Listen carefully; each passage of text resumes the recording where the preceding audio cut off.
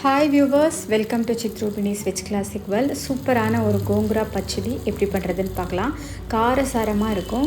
இதில் நான் சொல்லியிருக்கிற ஸ்டெப்ஸ் அப்படியே ஃபாலோ பண்ணுங்கள். இது பக்கா ஆந்திரா ஸ்டைல் கோங்குரா பச்சடி.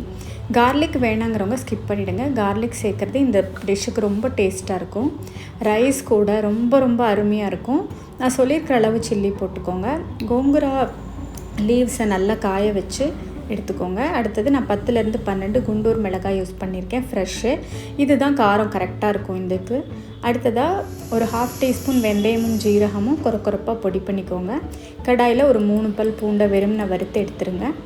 அதை ஒரு மிக்ஸி ஜாருக்கு மாற்றிட்டு சில்லி கூட சேர்த்து அதை கொரப்பாக உப்பு போட்டு அரைச்சிக்கோங்க. நல்லா கொரப்பாக இருக்கணும், நைஸாக இருக்கக்கூடாது. இப்போது கடாயில் கொஞ்சமாக எண்ணெய் ஊற்றிட்டு கொஞ்சம் புளி சேர்த்துக்கோங்க. கீரையில் புளிப்பு இருக்கும், இருந்தாலும் இது கெடாமல் இருக்கிறதுக்காக. எண்ணெயில் திரும்ப கோங்குரா லீவ்ஸை போட்டு நல்லா சாட்டே பண்ணிக்கோங்க. இலை கலர் மாறுற வரைக்கும் நல்லா வதக்கணும். இந்த ப்ராசஸ் இதில் ரொம்ப முக்கியம், கெட்டு போகாமல் இருக்கிறதுக்கு. இது கரெக்டாக இருக்குது. பார்த்திங்கன்னா இந்த பதம் நீங்கள் பிக்சர் பார்த்துக்கோங்க. ஆற வச்சுடுங்க. ஆற வச்சுட்டு மிக்ஸி ஜாரில் இருக்கிற மிளகாவோட இதை சேர்த்துக்கோங்க.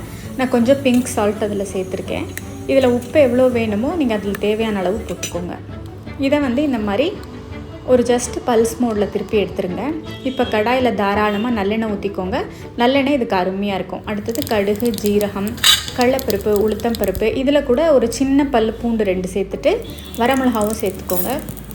எண்ணெய் நல்லா கொதித்ததுக்கப்புறம், அதாவது சுட்டதுக்கப்புறம் நம்ம இந்த அரைச்சி வச்சுருக்கிற கோங்குரா லீவ்ஸை போட்டுட்டு ஒரு 2 வதக்கிட்டு அடுப்பை ஆஃப் பண்ணிவிடுங்க.